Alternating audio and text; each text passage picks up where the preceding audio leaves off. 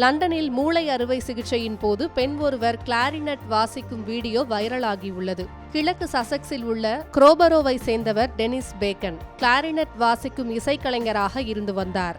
கடந்த 2014 பார்க்கின்சன் எனப்படும் நடுக்குவாத நோயால் பாதிக்கப்பட்டார். இதையடுத்து அவரால் கச்சேரிகளில் பங்கேற்க முடியாமல் போனது. கடந்த 2014 ஆண்டுக்கு பிறகு நடை, நீச்சல், நடனம் மற்றும் கிளாரினட் வாசிக்கும் திறனும் பாதித்தது.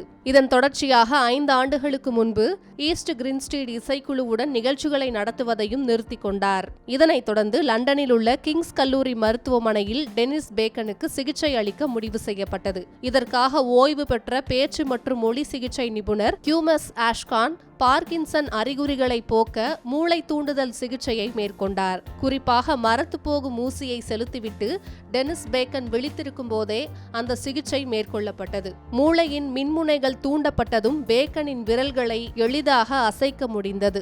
அதன் பின்னர் அறுவை சிகிச்சை நடந்து கொண்டிருக்கும் போதே கிளாரினெட்டை வாசித்துள்ளார். இது தொடர்பான வீடியோ காட்சிகள் வைரலாகி வருகின்றன.